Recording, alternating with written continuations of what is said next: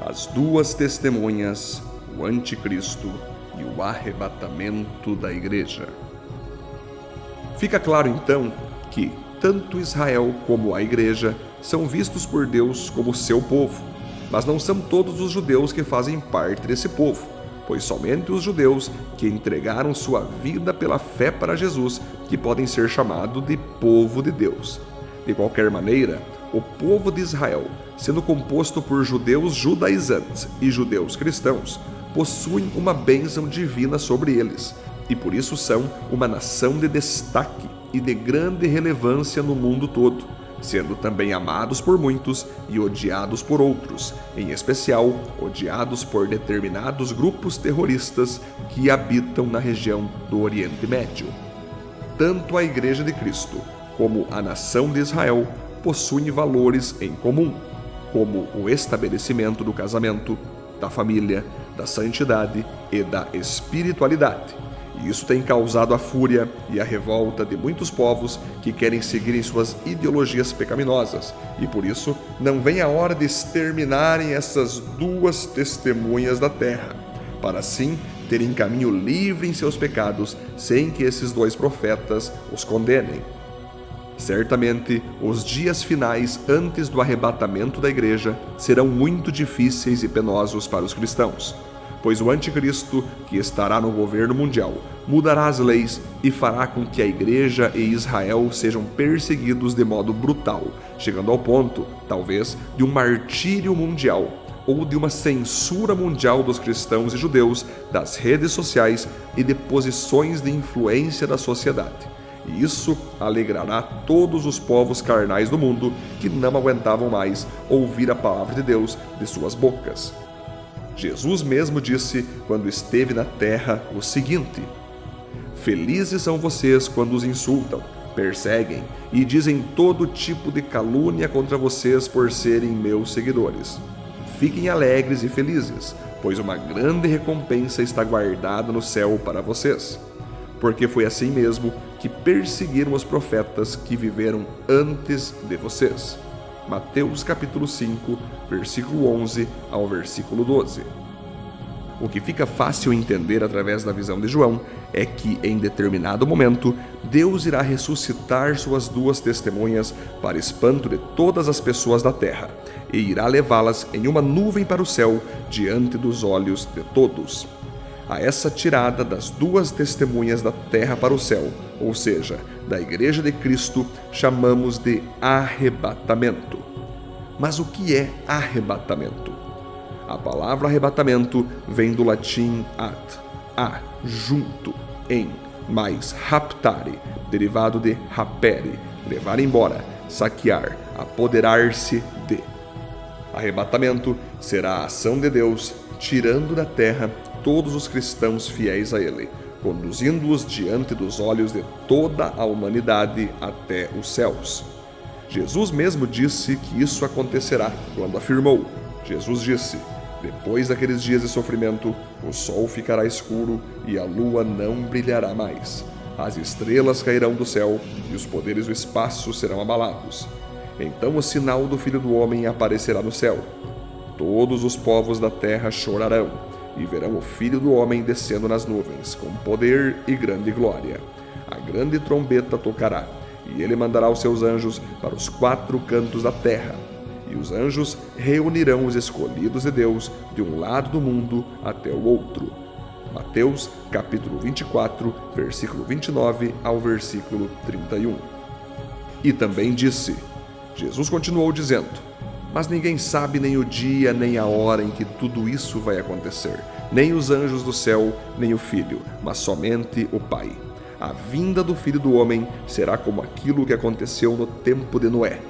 Pois antes do dilúvio o povo comia e bebia, e os homens e as mulheres casavam, até o dia em que Noé entrou na barca. Porém, não sabiam o que estava acontecendo, até que veio o dilúvio e levou todos. Assim também será a vinda do Filho do Homem. Naquele dia, 2 homens estarão trabalhando na fazenda. Um será levado e o outro deixado. 2 mulheres estarão no moinho moendo trigo. Uma será levada e a outra deixada. Fiquem vigiando, pois vocês não sabem em que dia vai chegar o seu senhor. Lembrem disto: se o dono da casa soubesse quando ia chegar o ladrão, ficaria vigiando e não deixaria que a sua casa fosse arrombada.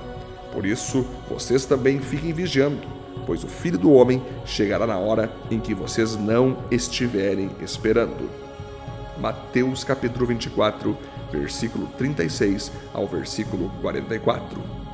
O apóstolo Paulo também afirmou com convicção sobre o arrebatamento quando escreveu aos cristãos tessalonicenses: Irmãos, queremos que vocês saibam a verdade a respeito dos que já morreram, para que não fiquem tristes como ficam aqueles que não têm esperança. Nós cremos que Jesus morreu e ressuscitou, e assim cremos também que, depois que Jesus vier, Deus o levará de volta, e junto com ele levará os que morreram crendo nele.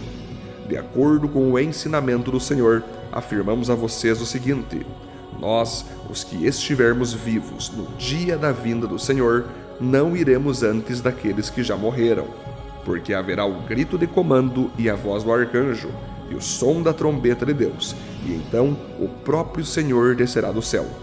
Aqueles que morreram crendo em Cristo ressuscitarão primeiro. Então nós, os que estivermos vivos, seremos levados nas nuvens, junto com eles, para nos encontrarmos com o Senhor no ar. E assim ficaremos para sempre com o Senhor. Portanto, animem uns aos outros com essas palavras. 1 Tessalonicenses, capítulo 4, versículo 13 ao versículo 18. Irmãos, vocês não precisam que eu lhes escreva a respeito de quando e como essas coisas vão acontecer, pois vocês sabem muito bem que o dia do Senhor virá como um ladrão, na calada da noite.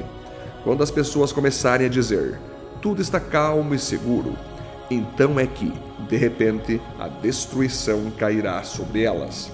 As pessoas não poderão escapar, pois será como uma mulher que está sentindo as dores de parto. Mas vocês, irmãos, não estão na escuridão, e o dia do Senhor não deverá pegá-los como um ladrão que ataca de surpresa. Todos vocês são da luz e do dia. Nós não somos da noite nem da escuridão. Por isso, não vamos ficar dormindo como os outros, mas vamos estar acordados e em nosso perfeito juízo. Os que dormem, dormem de noite, e os que bebem, é de noite que ficam bêbados. Mas nós, que somos do dia, devemos estar em nosso perfeito juízo. Nós devemos usar a fé e o amor como couraça, e a nossa esperança de salvação como capacete. Deus não nos escolheu para sofrermos o castigo da sua ira, mas para nos dar a salvação por meio do nosso Senhor Jesus Cristo, que morreu por nós, para podermos viver com Ele, tanto se estivermos vivos como se estivermos mortos quando Ele vier. Portanto, animem e ajudem uns aos outros, como vocês têm feito até agora. 1 Tessalonicenses, capítulo 5, versículo 1 ao versículo 11. Em sua segunda carta a essa mesma comunidade, Paulo ainda ressalta o que vimos através de Daniel e João sobre o surgimento do Anticristo. Agora, irmãos, a respeito da vinda de Jesus Cristo, o nosso Senhor, e do nosso encontro com Ele, pedimos a vocês o seguinte: não se perturbem facilmente, nem fiquem assustados se alguém afirmar que o dia do Senhor já chegou. Talvez alguém diga que nós tenhamos afirmado isso enquanto profetizávamos ou anunciávamos o Evangelho, ou que escrevemos isso em alguma carta. Não deixem que ninguém os engane com nada disso, pois antes desse dia terá de acontecer a revolta contra Deus, e terá de aparecer o perverso, que está condenado a ir para o inferno. Ele será contra tudo o que as pessoas adoram e contra tudo o que elas acham que é divino. Ele vai se colocar acima de todos e até mesmo vai entrar e sentar-se no templo de Deus e afirmar que é Deus. Por acaso vocês não lembram que eu lhes disse tudo isso quando estava com vocês? E vocês sabem também que existe alguma coisa que não deixa que isso aconteça agora. Porém, no tempo certo, o perverso aparecerá. A misteriosa maldade já está agindo, mas o que está para acontecer acontecerá somente depois que for afastado aquele que não deixa que isso aconteça. Então o perverso aparecerá, e o Senhor Jesus, quando vier, o matará com um sopro e o destruirá com a sua gloriosa presença. O perverso chegará com o poder de Satanás, e fará todo tipo de falsos milagres e maravilhas, e enganará com todo tipo de maldade os que vão ser destruídos. Eles vão ser destruídos porque não aceitaram nem amaram a verdade que os poderia salvar. Por isso Deus envia o poder do erro para agir neles, a fim de que acreditem naquilo que é falso. O resultado disso é que serão condenados todos os que não creem na verdade, mas têm prazer no pecado. 2 Tessalonicenses, capítulo 2, versículo 1 ao versículo 12. A ressurreição dessas duas testemunhas, que são os obedientes a Deus antes de Cristo vir à terra, e os obedientes a Deus depois de Cristo vir à terra, acontecerá diante de toda a humanidade, pois sairão vivos de seus sepulcros, sendo levados aos céus em uma nuvem, assim como todos os cristãos vivos que também serão arrebatados e levados para a presença de Deus. Após a igreja chegar no céu, terá um tempo de adoração, louvores e agradecimentos ao Criador, que irá julgar e condenar quem ficou na terra, preparando o momento que ele descerá junto à sua igreja para governá-la. De fato, para que o anticristo governe a terra com liberdade, o Espírito Santo e a igreja precisam ser tirados da terra mesmo, pois enquanto estiverem na terra, jamais o anticristo conseguirá colocar em prática seus intentos de controlar as pessoas. Por isso, enquanto a igreja está aqui, se cumpre o que Jesus disse. Eu afirmo a vocês que isto é verdade. O que vocês proibirem na terra será proibido no céu, e o que permitirem na terra será permitido no céu. E afirmo a vocês que isto também é verdade. Todas as vezes que 2 de vocês que estão na terra pedirem a mesma coisa em oração, isso será feito pelo meu Pai que está no céu. Porque onde 2 ou 3 estão juntos em meu nome, eu estou ali com eles. Mateus capítulo 18, versículo 18 ao versículo 20. A igreja, enquanto estiver na terra, de sua boca sairá o fogo da palavra de Deus, e com suas orações e ações guiará as nações da terra para os pés de Jesus, como bem disse o apóstolo João sobre as duas testemunhas. Se os seus inimigos tentam maltratá-las, sai fogo da boca dessas duas testemunhas e acaba com eles. Assim, quem quiser maltratá-las precisa ser morto. Elas têm autoridade para fechar o céu, a fim de que não chova durante o tempo em que anunciam a mensagem de Deus. Tem autoridade também sobre as águas, para que virem sangue. Tem autoridade ainda para ferir a terra com todo tipo de pragas, quantas vezes quiserem. Apocalipse capítulo 11, versículo 5 ao versículo 6. Enquanto o Espírito Santo e a igreja estiver na terra, é impossível o espírito do anticristo usar com liberdade aquele que escolher para ser seu instrumento de pecado e ódio. Por isso Deus, sabendo que é necessário que o anticristo entre em cena de modo livre, arrebatará da terra sua igreja junto ao Espírito Santo.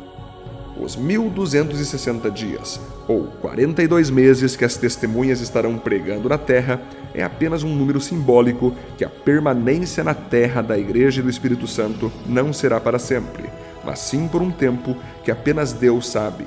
E a ressurreição das duas testemunhas depois de 3 dias e meio é só um símbolo que a terra passará por um tempo onde não terão mais a presença do Espírito Santo e da Igreja, e sofrerão muito por isso. Mais tarde, Jesus voltará à terra junto com sua igreja para estabelecer de modo total e perfeito seu reino e governo, pois a terra e a humanidade já terá pagado todos os seus pecados e delitos, sendo destruída e destronada, e Jesus irá fazer um novo céu e uma nova terra para reinar com seus filhos para todo o sempre. Uma frase que resume Apocalipse 12. Saber sobre os sinais da vinda de Jesus é muito importante, mas não mais importante que estar preparado para a sua volta.